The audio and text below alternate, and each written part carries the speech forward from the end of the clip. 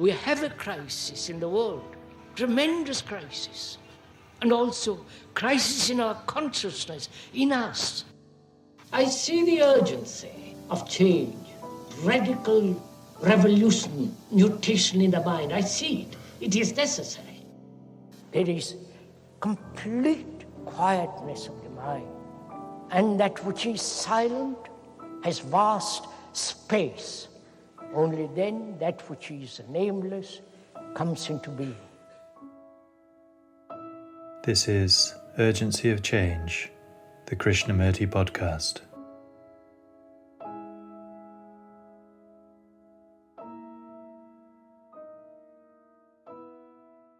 Selfishness is what it is.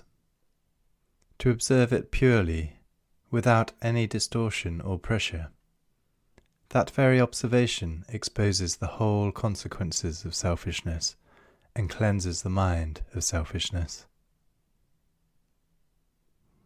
Hello and welcome to episode 170 of Urgency of Change. Each episode of the Krishnamurti podcast is compiled from carefully chosen extracts from the archives, representing different approaches to many of the fundamental issues and questions we all face in our lives. This week's theme is selfishness. Upcoming themes are the brain, insight, and discipline. This is a podcast from Krishnamurti Foundation Trust, based at Brockwood Park in Hampshire, UK. Brockwood is also home to Brockwood Park School, a unique international boarding school offering a personalised, holistic education for around 70 students. It is deeply inspired by Krishnamurti's teaching, which encourages academic excellence, self-understanding, creativity, and integrity. Please visit brockwood.org.uk for more information. You can also find our regular Krishnamurti quotes and videos on Instagram, TikTok, and Facebook at Krishnamurti Foundation Trust. If you enjoy the podcast, please leave a review or rating on Apple Podcasts, which helps our visibility.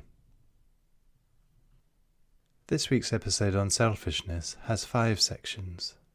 This first extract is from Krishnamurti's second talk in Bombay in 1982, titled, "We Are All Selfish." So we must examine very closely why human beings have lost not only a relationship with nature, but also with each other. You understand? Why?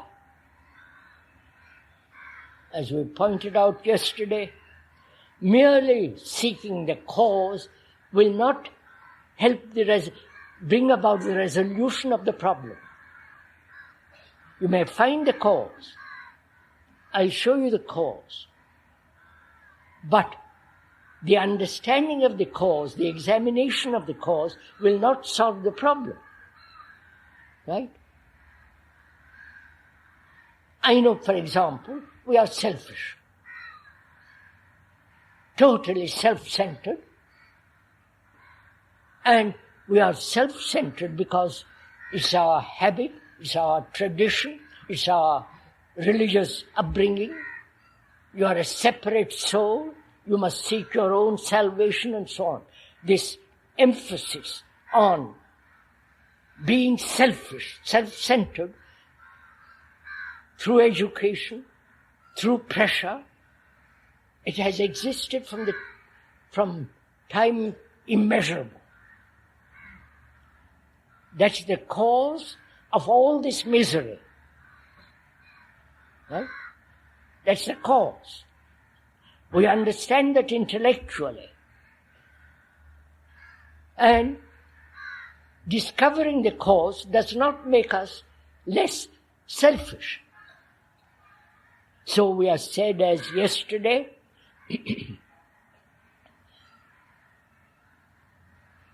what is important is not the analytical process of discovering the cause, but remaining with the problem. which is we are selfish. That's a fact. And therefore, there is no relationship with each other. Each goes his own way. Divorces are multiplying in Europe and in America, and it is also coming here more and more. When women can earn their own livelihood, they walk out on men. So gradually, there is the world in which hardly any relationship with each other exists. So we become very callous, self-centered, pursuing our own way. That is, our way is to become something, right? Become more rich, become the chief executive, or become the high priest, the archbishop, and so on. There is all this struggle to become something, which is essentially selfish. Now you've heard this, which we all know. When you hear such a statement, what's your reaction to it? Do you accept it and say, yes, what you say is absolutely so, and just let it go? Or you hear it, see the truth of it, and remain with that truth, so that it operates without your operating on selfishness. You understand what I'm saying? No.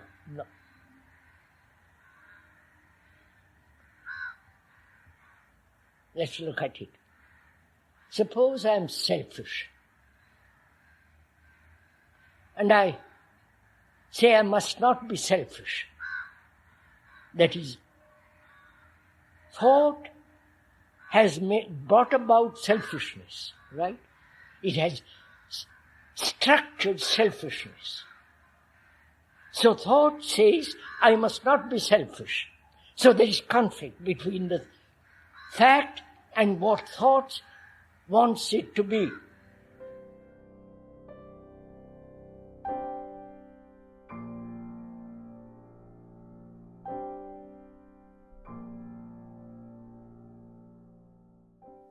The second extract is from the first talk in Saanen, 1978, titled, Why Are We So Appallingly Selfish?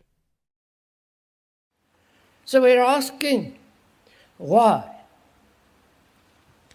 Most human beings right throughout the world are so concerned with themselves, with their relationship with another, with their unhappiness, their psychological ugliness,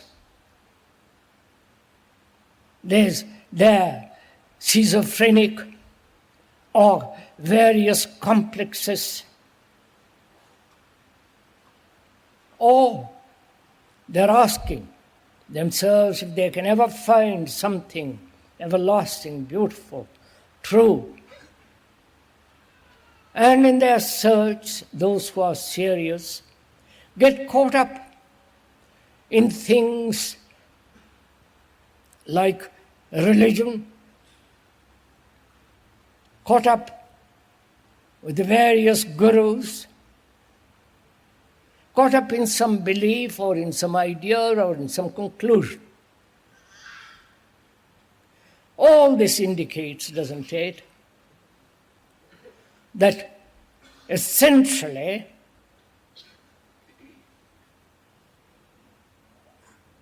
we are concerned about ourselves, and therefore we, as an individual or as a human being, become the center of the universe. Because we are so absorbed, we are so committed We are so entangled. We are so desperately wanting something or other. Happiness, enlightenment, to behave properly, what is correct action. Or if you are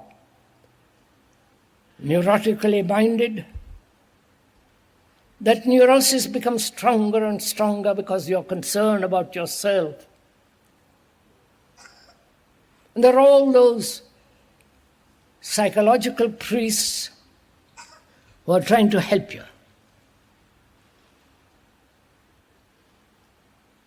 So one observes this fact. Why is it that human beings are so self-centered, so appallingly selfish, so caught up in their own anxieties, in their own longings, loneliness, despair, and so on? This is an ordinary daily fact. Some of us may be willing to face it, and others may be evading it or taking a flight away from ourselves and identifying ourselves with a nation, with a god, with a priest, with something or other. But this identification is still the concern about oneself. Right? So why? Because the more we are concerned about ourselves, the more our capacity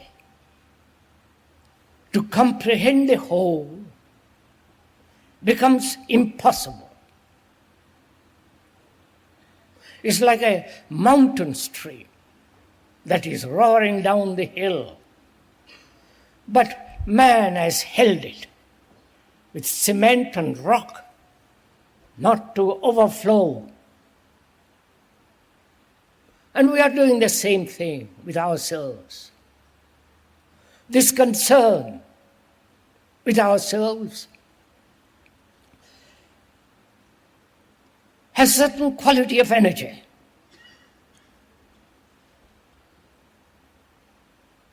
And that energy is bound, carefully canalized. And being caught in that, the more we are concerned with ourselves, the narrower, the more rigid the walls become. You must have observed this.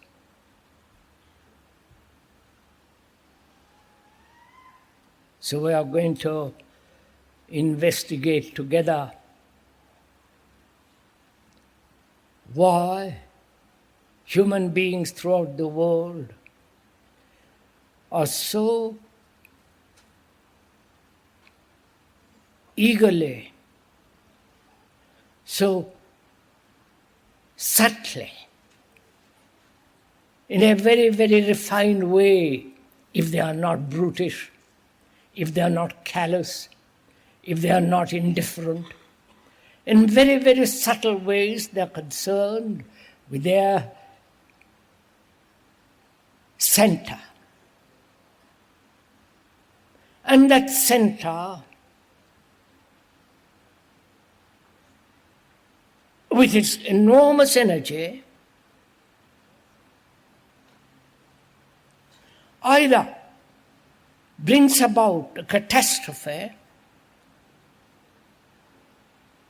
or there is a possibility of breaking down these narrow walls which we have built artificially around ourselves, be broken down And therefore, the release of tremendous energy.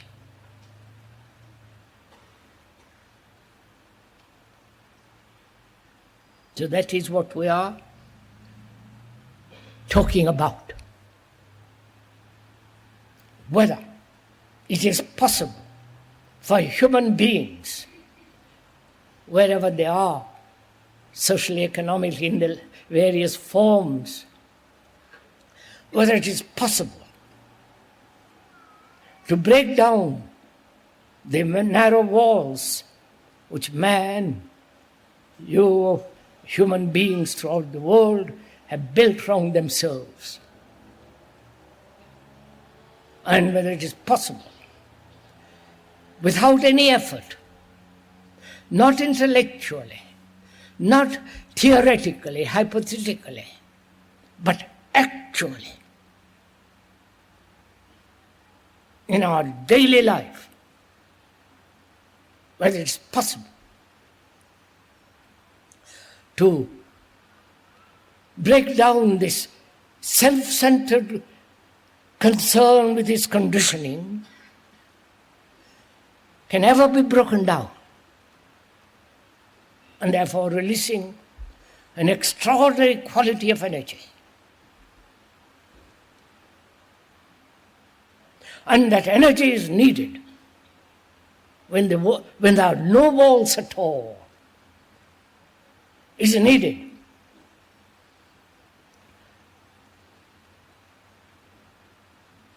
for meditation, for the inquiry into what is truth,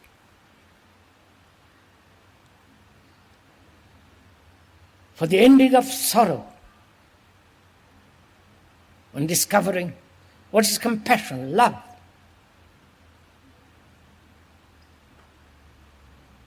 So, I hope you are serious enough and you have taken the trouble to come here in this dreadful climate, at least this year. So let us be serious. Because this is not an entertainment. This is not an intellectual amusement, a romantic intellectual investigation. We have to put aside, I'm afraid, all our sentiments, all our romanticism, imagination, sensations, the desire for more experience, but face this central fact. I do not know if you can face it.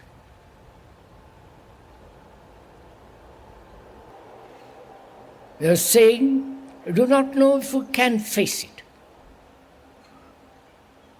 Because we are very clever at hiding behind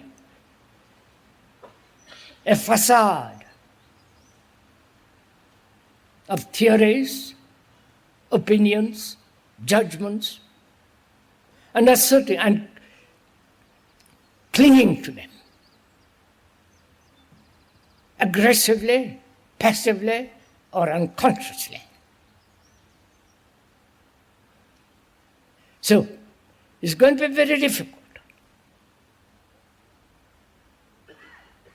to explore easily, without any compulsion, without any pressure, without any reward or punishment, just to go into ourselves and look.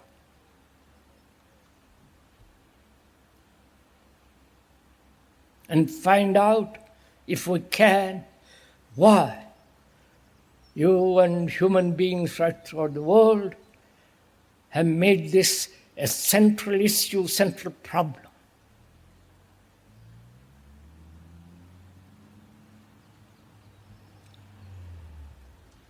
And that means to having the capacity to look without any distortion.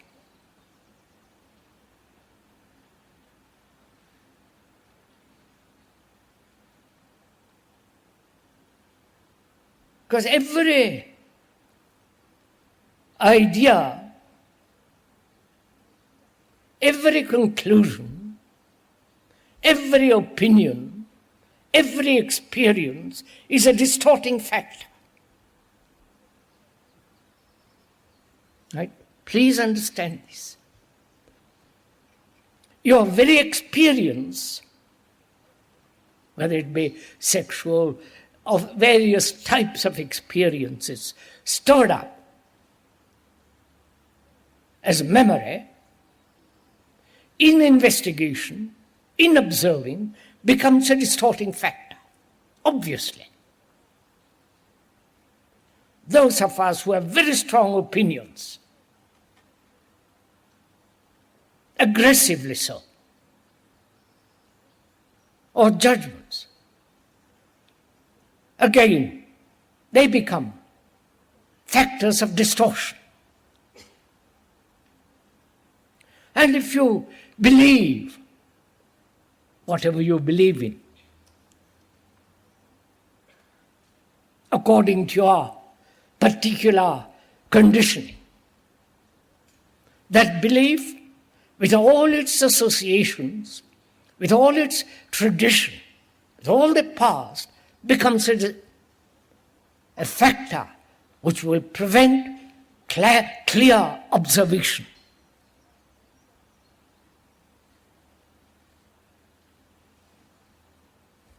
So, in order to inquire deeply into this enormous, complex problem, there must be freedom to observe. Not what you think and I think. What you feel or I feel. What your conclusions are or mine. None of those have any importance in observing, in seeing clearly why human beings are so desperately concerned with themselves. Right?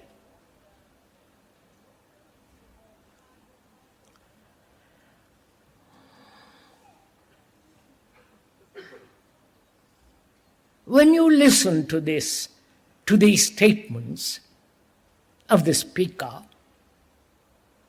do you actually listen, or do you make a conclusion or an idea about what you hear?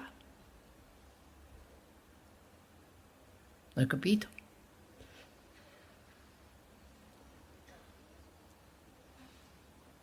Do you actually listen to what is said, or in listening, you have made an abstraction of it, and that abstraction becomes an idea with which you agree or disagree, or if you agree, try to argue about that idea, or if you disagree, you throw it out.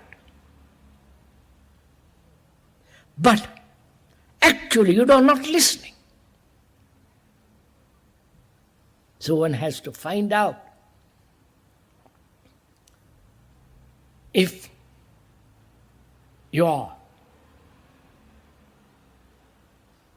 listening to find out for yourself why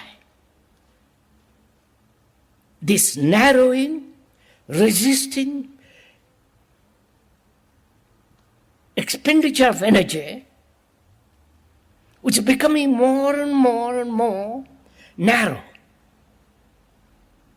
more and more selfish. And that selfishness is either so domesticated and you say it's not selfish. Or you have identified yourself with something greater and say that is great, I am not great. Therefore my concern is with that, not with this.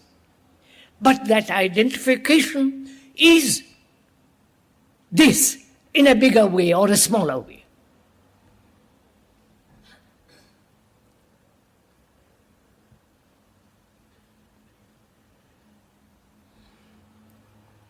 I hope you are following all this.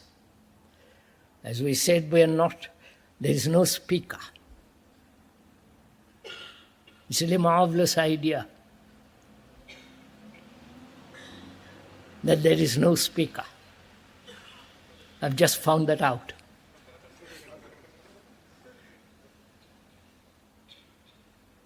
That we are looking at ourselves in the mirror.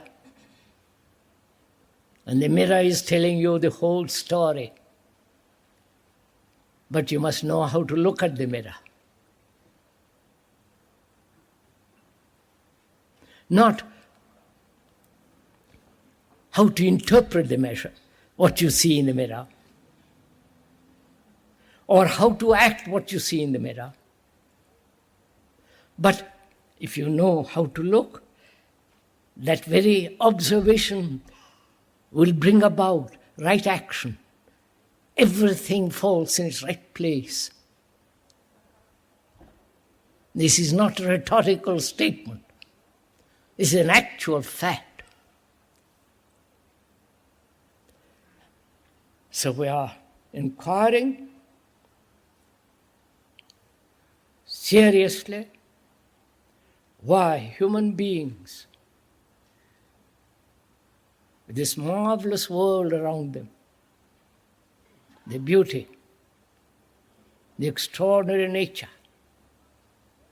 the quality of water, the birds, the sea and the land and the sky and the heavens above them, why they have reduced everything to this narrow little atom, small thing, and writing enormous books about it.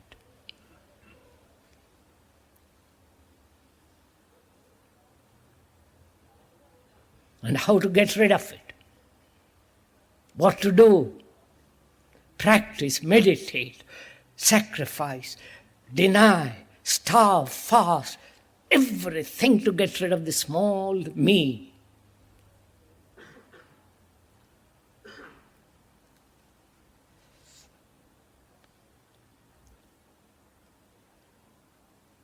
The futility of sacrifice, the futility of denial of the me, and identifying itself with something else, with a family, with a nation, with a belief, with a God, with international, umpteen forms of identification, will not solve the problem. What will dissolve this thing that is so corrupting, that is always seeking power, position, authority, grabbing for itself everything, utilizing knowledge as a means of further success, further power, further indulgence, and so on.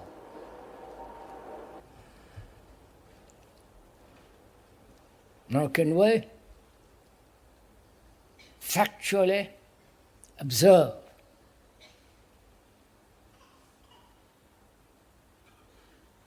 not only the idea of me, the idea of the center, but also observe the movement of the senses.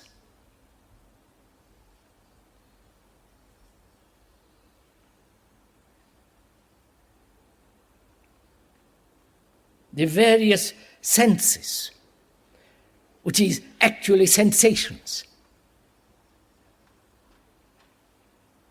These sensations, touch, all the rest of it, these sensations exist, are actual. There must be. You cannot deny sensations. But when thought identifies itself with those sensations, then the structure of the center is beginning to be formed. Capito? Right?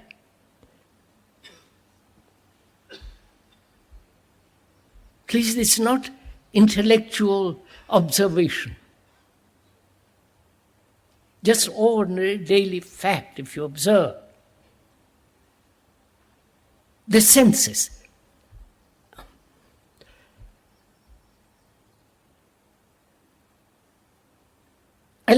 One likes a particular form of food, drink, smoke, drugs. And thought then identifies itself with that particular food and says the taste of it, the smell of it, the light of it. And with that identification, in that identification, the center is formed. That's obvious.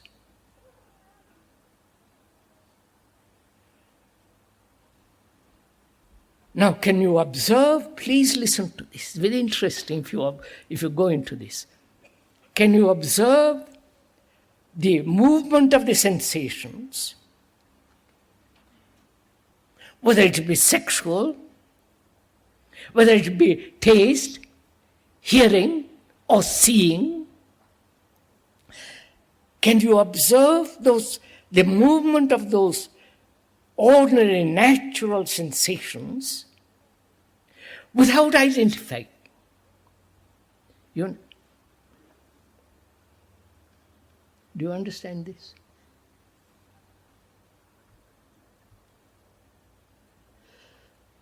Am I saying something strange or neurotic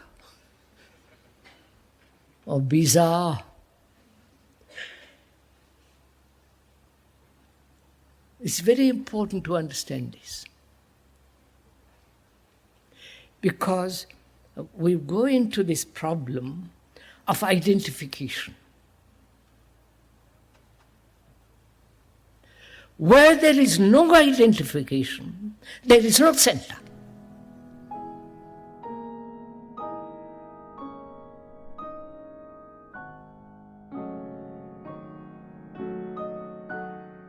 The third extract is from the second question and answer meeting in Saanen, 1981, titled Total Dissipation of Selfishness. First of all,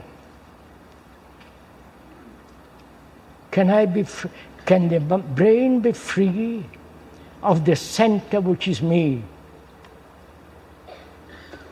You understand my point? Can my brain be free of myself, the self? Whether that self is super self, ultra super, is still the self. Is there total dissipation of selfishness, to put it very simply? Selfishness, the self-center, is very cunning. It can think it is escaped from all selfishness, from all concern about its own entity, its own becoming, and yet very subtly, deeply is putting out a tentacle. You understand all this? So one has to discover for oneself whether there can be complete and total freedom from all selfishness, which is all self-centered activity. Right? That is meditation. To find out a way of living in this world without being selfish, self-centered, egotistic activity, egocentric movement. If there is a shadow of that, a movement of that, then you are lost. So one has to be tremendously aware of every movement of thought.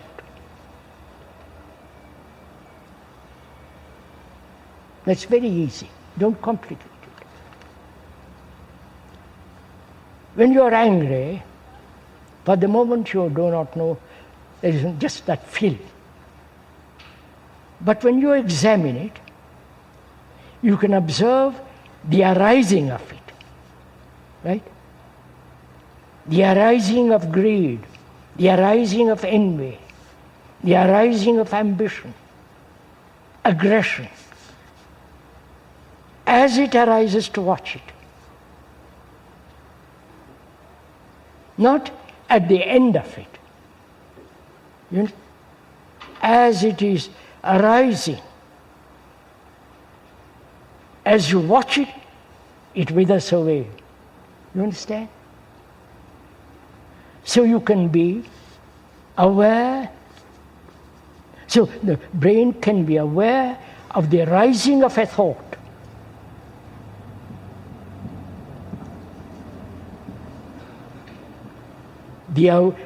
The awareness of rising of thought is attention.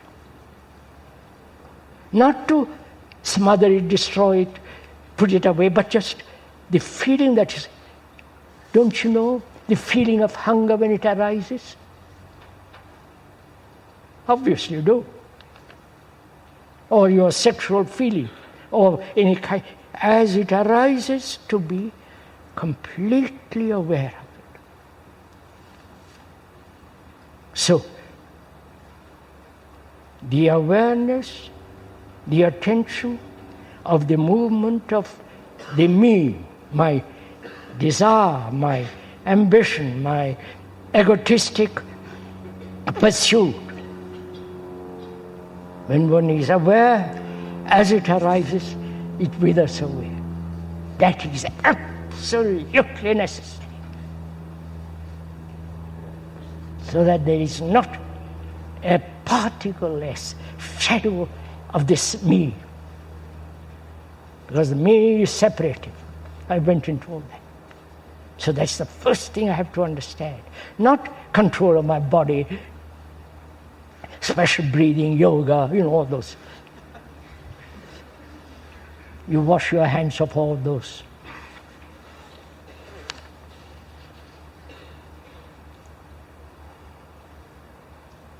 Then,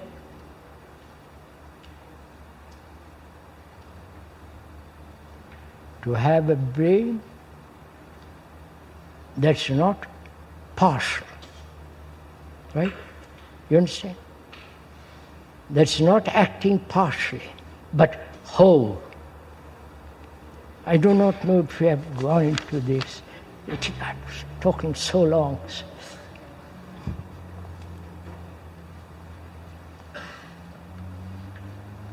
I must be brief.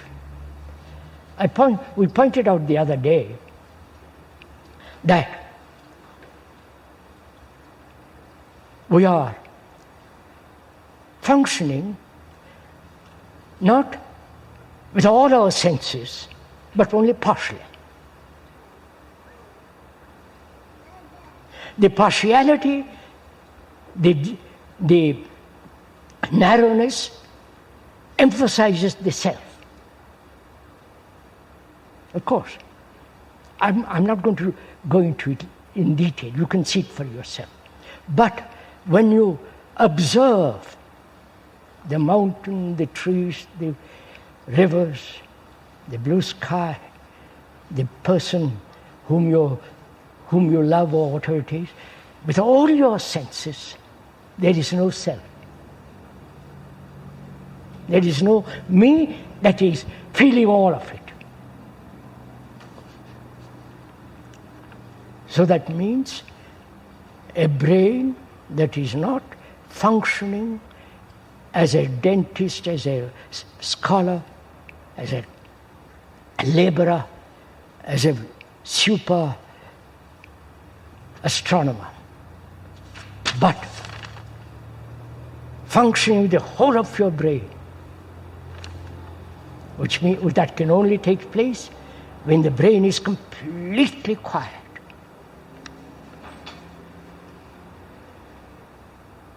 So, no shadow of self and absolute silence of the mind, quietness. Not, I would like to use the word emptiness. That gives a wrong meaning. Most people's brains are empty anyhow. But to have a brain that is not occupied with anything, including God, meditation, with nothing. Only then the brain is silent, full of vitality, and that brain has a great sense of love, compassion, which is intelligence.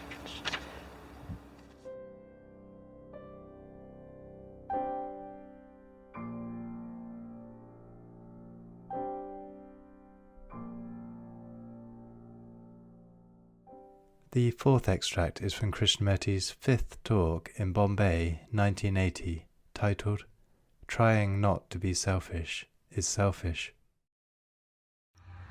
So our concern this evening is to find out for ourselves if it is possible to live a life without sorrow.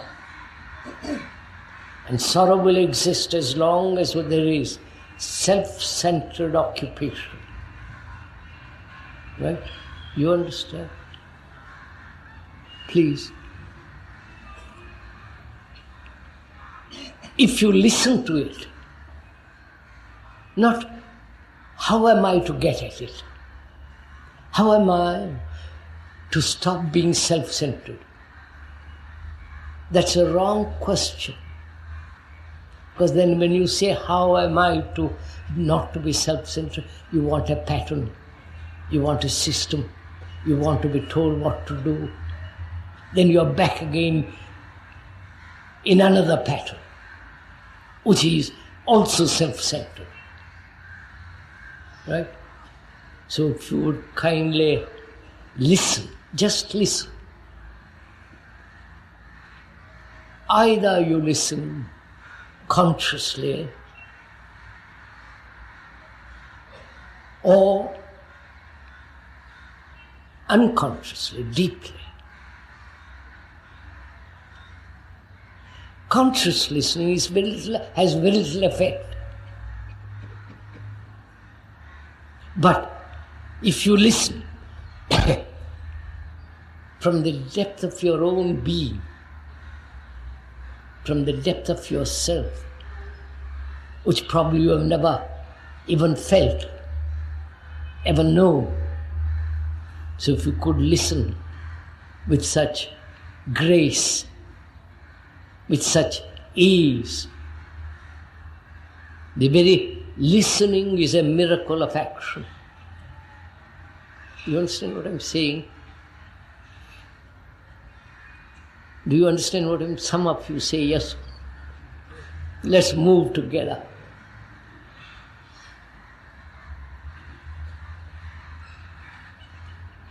You see, if you try to do something about not being self-centered, you are being self-centered. You understand that? If you say, I must not be selfish, the very statement of that contains selfishness. Because you want to be different from being selfish. And that very want creates another form of selfishness. So you have understood? So to merely observe the fact that one is selfish and not make a single movement not to be selfish. Because any movement of the mind which has been living with deep, unexamined selfishness, self-centeredness, any act of the mind with regard to selfishness will not only strengthen selfishness, but will change the pattern of selfishness, and you will think that pattern is unselfishness. You're following all this?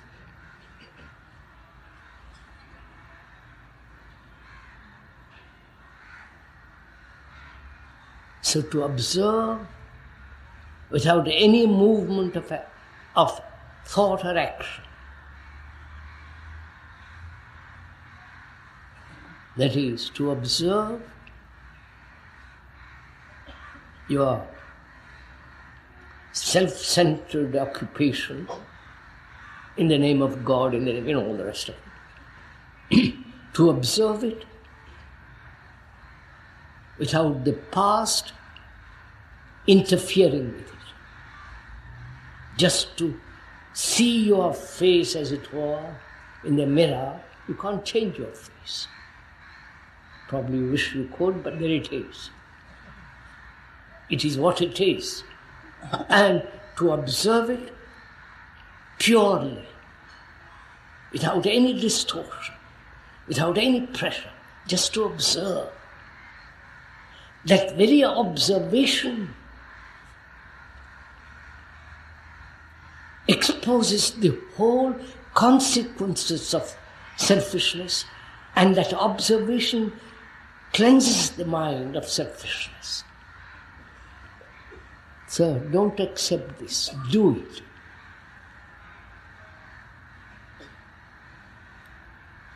So if you could listen so entirely to the fact that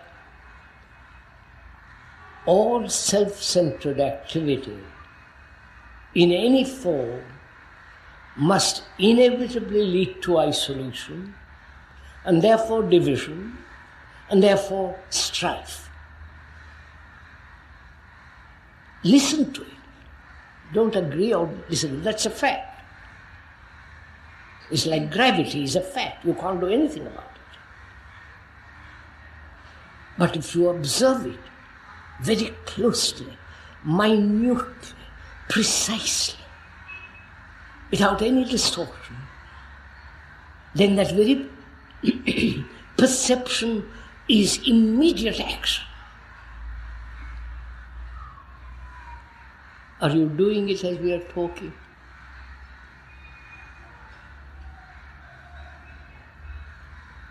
So where there is isolation in our relationship, and when we are isolated in our relationship, you may be married, you may sleep with another, you may hold his hand, you may say, my wife, husband, my girl, whatever. We are isolated in our relationships. Because each one has an image of the other, put together by thought through days and years and time. Those two images have a relationship. Images put there by memory, by association, by remembrance. And that is not a relationship. That's why if you observe it, the image that you have about another, to see it actually what is happening, that your relationship is based on memory, remembrance on another, of another, which has built an image in yourself of the other, and the other has also image about yourself. These two images are the factor of division. Please understand, this is your life.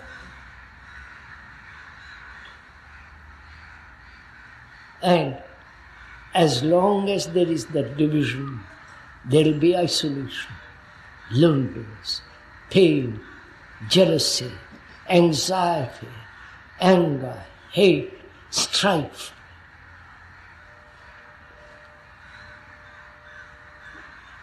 I wonder if you are listening.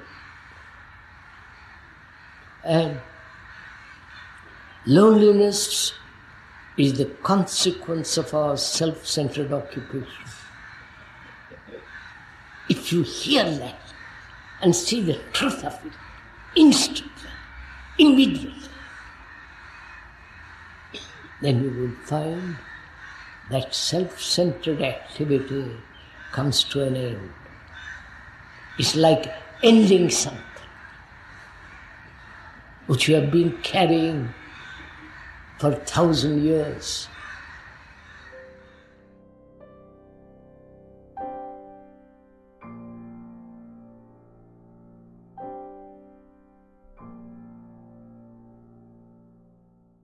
The final extract in this episode is from the 6th talk in Saanen, 1975, titled Stepping Out of the Stream of Selfishness. You are selfish and another is selfish. You are frightened, another is frightened. Basically, you are aching, suffering, tears, greed, envy. That is the common lot of all human beings. That is the stream in which we are living in the present.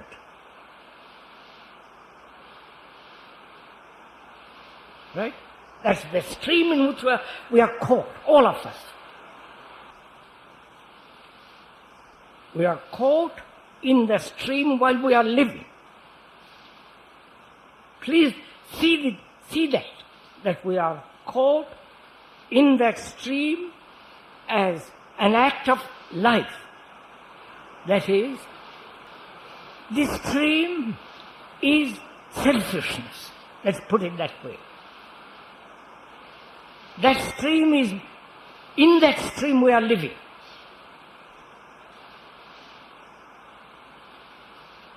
The stream of selfishness. That word includes all the descriptions which I have just now given. And when we die, the organ dies. But the selfish stream goes on. You understand? Just wait, look at it, take time, consider it.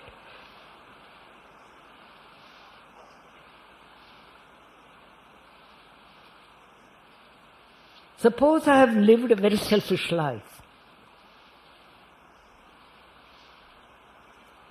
That is, self-centered activity. My desires, the importance of my desires, the ambitions, the greed, the envy, the accumulation of property, accumulation of knowledge, accumulation of all kinds of things I've gathered, which I have termed as selfishness. And that is the thing I live in. That's the me. And that is the you also. In our relationship, it is the same. So, while living, we are together flowing in the stream of selfishness. Got it? You see, this is a fact, not my opinion, not my conclusion. If you observe it, you see it. Whether you go to America, you see the same phenomenon. In India, in all over Europe, modified by the environmental pressures and so on and so on. But basically that is the movement. And when the body dies, that movement goes on.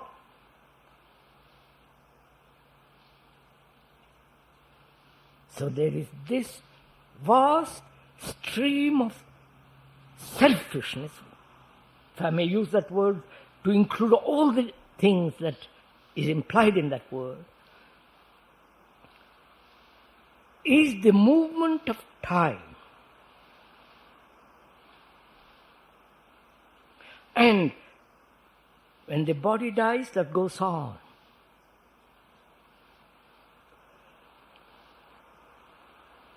Go slowly in this. I'm going to go into this a little more.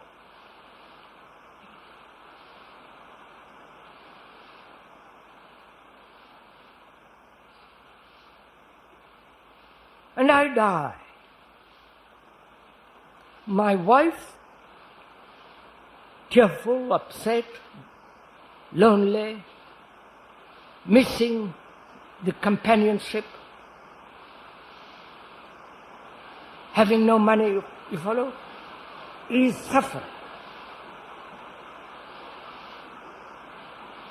Still like the rest of the world.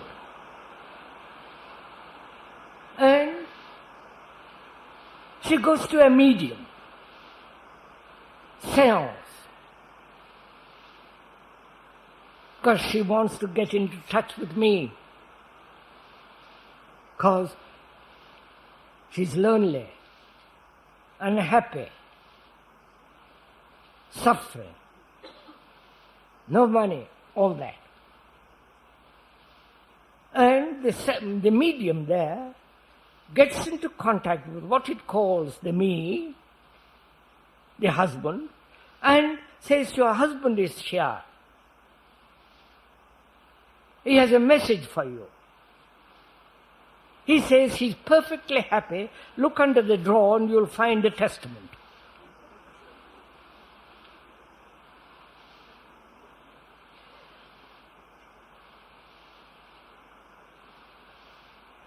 This phenomenon is repeated differently in different ways all over the world.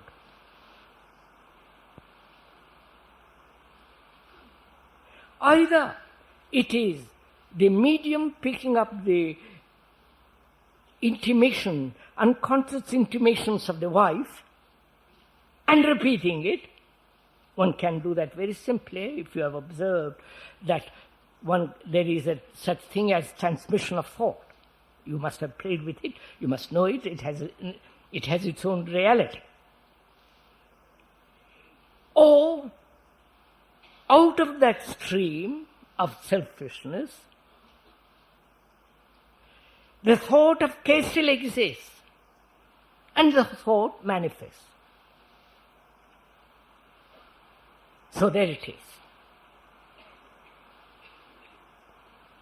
We live in that stream in our daily life till we die, and when we die, that stream continues. Just a minute.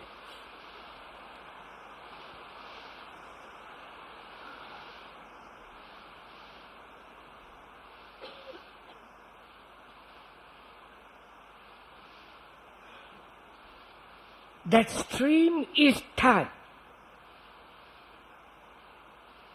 Bear this time. That is the movement of thought which has created suffering, which has created the me, which the me has now asserted itself being independent and divides itself from you, but the me is the same as you when it suffers.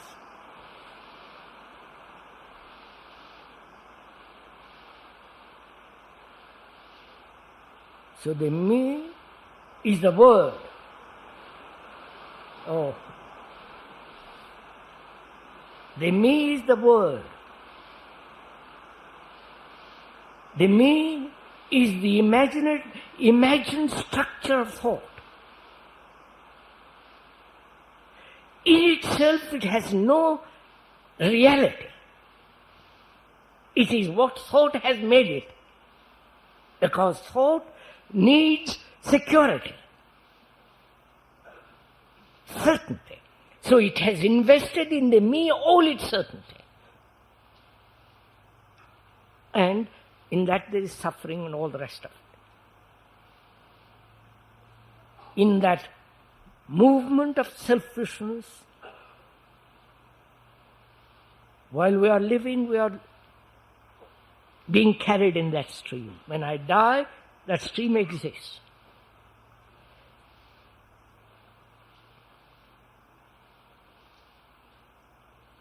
Is it possible for that stream to end? You understand? I die physically, that's obvious. My wife may cry about it. But the fact is I die. The body dies. And this movement of time is going on, of which we are all part. That's why the world is me and me is the world. And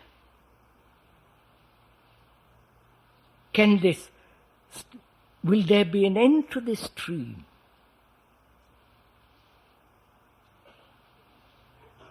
And is the manifestation of that ending of the stream, is it the manifestation of something totally different from the stream? I wonder if you follow all this. Are you interested in all this?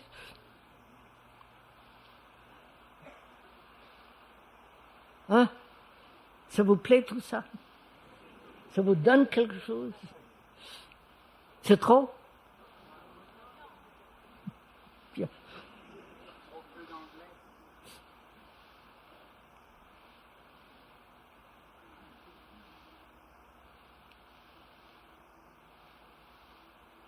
Which is, can selfishness, with all its decorations, with all its subtleties, come totally to an end? And the ending is the ending of time. And therefore, there is totally different manifestation of that ending, which is no selfishness at all. I wonder if you've understood this little bit.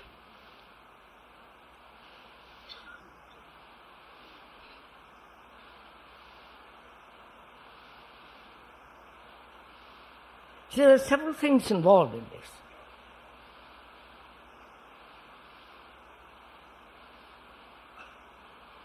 In that stream, is there a you and me? You understand?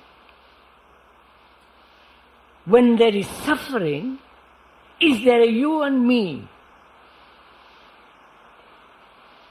Or there is only suffering?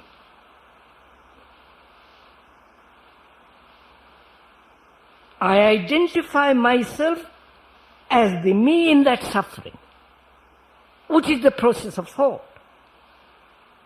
But the actual fact is, you suffer and I suffer. Not me suffers, something independent of you who are suffering.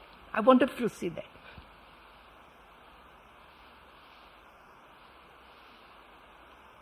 So there is only suffering, not I suffer and you suffer.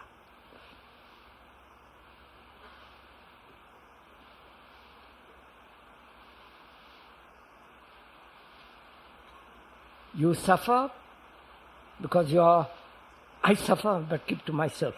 I suffer because my son, my wife, my husband, my neighbor, my relative is dead.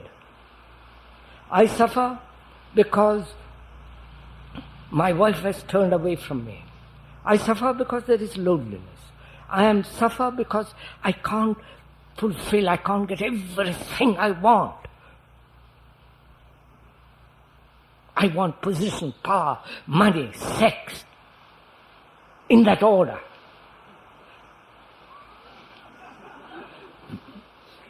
And I suffer.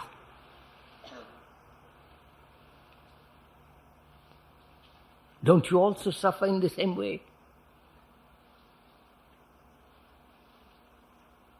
So, the suffering is the same as me. It is not I suffer something separate from you. You understand, sir? That's a tremendous thing to find out.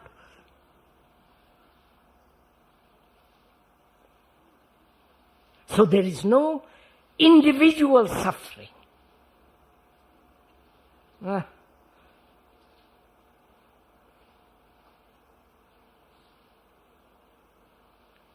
is individual blindness. But that's a physical phenomenon. But the suffering is the same as you and me. Therefore, there is only the factor of suffering. Do you know what it does when you realize that? Oh, God.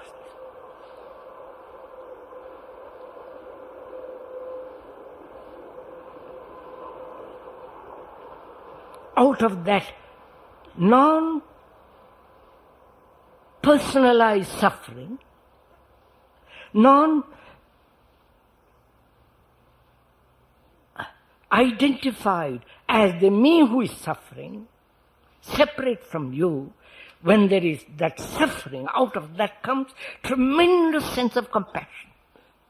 I wonder if you see that.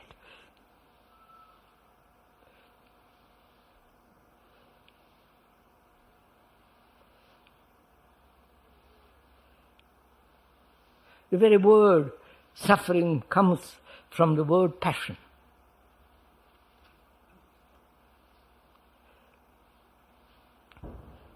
So I've got this problem now. Living, there is selfishness. Dying, there is selfishness. And that is this stream of time as a movement of thought. And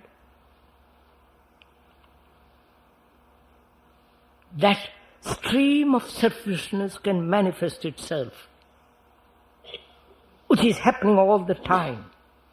That manifestation of that selfishness may have a name, as John Smith, Kay, and somebody else.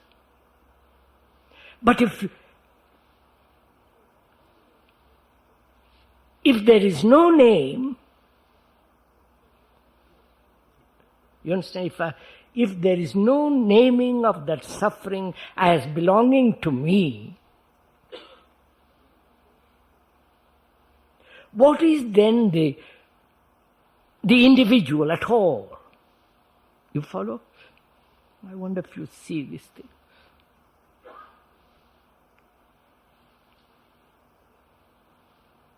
I suffer. There is suffering. And that suffering has been given a name and a form as K. K is me. Has been given a name and a form. And that name and form becomes the individual.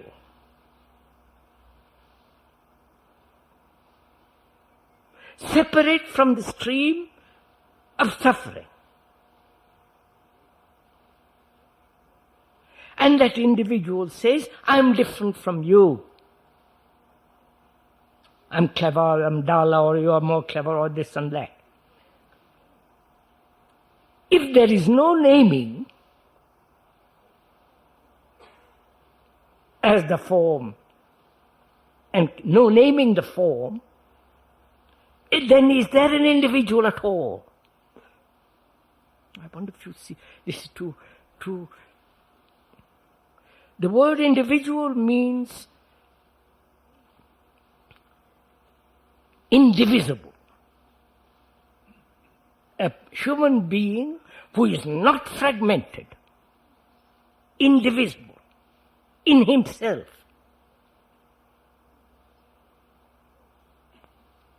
That is the whole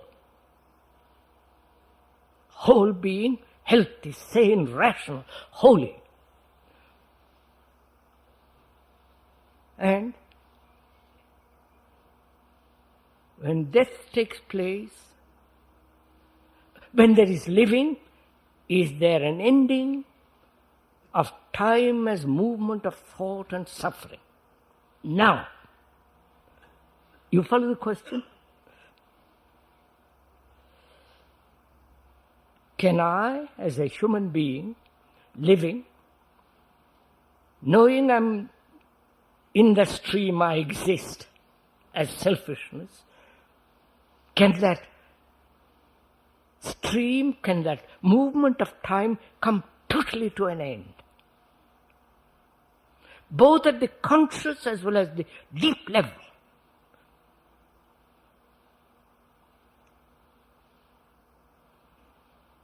Do you understand my question? After describing all this. Now, how will you find out? How will you find out whether you, who are caught in the stream of selfishness, can completely step out of it? What is the ending of time? And therefore, death is the ending of time as a movement of thought, if there is the stepping out of that. Can you, living in this world, with all the beastliness of it, the world that man has made, which thought has made, the dictatorship, the totalitarian authority, the destruction of human minds, destruction of the earth, the animals, everything he touches he destroys, including his wife and husband. Now can you live in this world completely and without time? That means no longer caught in that stream of selfishness. Can you?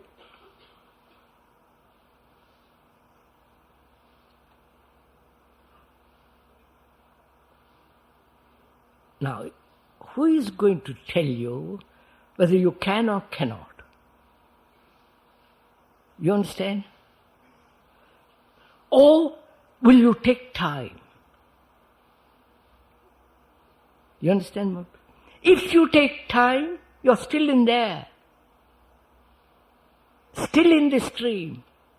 So the whole idea of gradual change, gradual evolution, gradual process is still the continuity of suffering, continuity of selfishness. I wonder if you see. So, do you actually see this? See in the sense, clearly as you see the speaker sitting on the platform.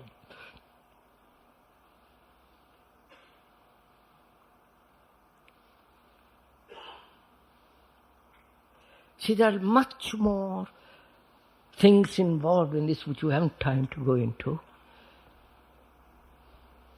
Because there is such thing as great mystery. Not this thing invented by thought. That's not mysterious. The occult is not mysterious. Which everybody's chasing now. That's the fashion.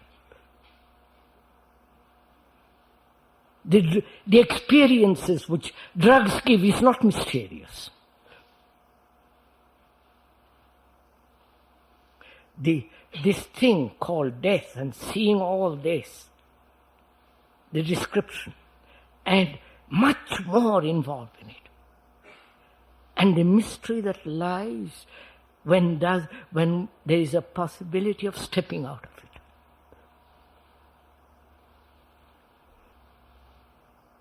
Which is, as long as one lives in the world of reality, which we do, can there be the ending of suffering in that world of reality? Wait, think about it, look at it, don't say yes or no. If there is no ending of suffering in the world of reality, which is order, if there is no ending of suffering, which is selfishness, please, I'll use the word selfishness. If there is no ending of selfishness in the world of reality, it is selfishness that creates disorder in the world of reality. If there is no ending to that, then you haven't understood or grasped the full significance of ending time. Therefore, you have to bring order in the world of reality. That is in the world of relationship, in the world of action, in the world of rational thinking and irrational thinking. The fear, pleasure, self, all that is in the world of reality. So can one living in the world of reality as we are, end selfishness?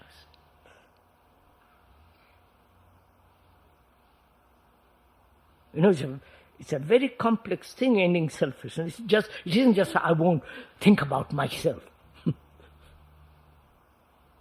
It's a very complex thing and very subtle. One may think one is not selfish, but deeply there is this root of it, which shows itself in its peculiar ways. So, to be enormously aware of all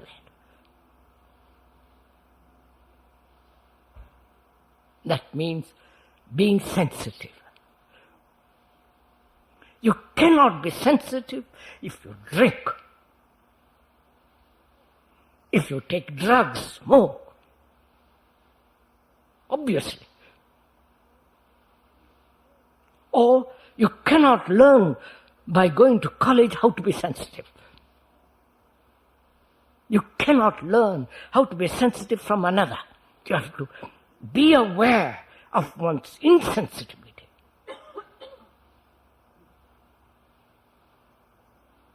One is aware of one is sensitive to one's desires, to one's hurts, to one's demands. But we are talking of being sensitive totally, both physiologically as well as psychologically. That means one has to have an excellent body, not drugged body by alcohol or overeating and all the rest of it. So one has to be aware of this selfishness in the field of reality, because this selfishness in the field of reality is creating chaos. And you are the world and the world is you. If you change deeply, you affect the whole consciousness of man.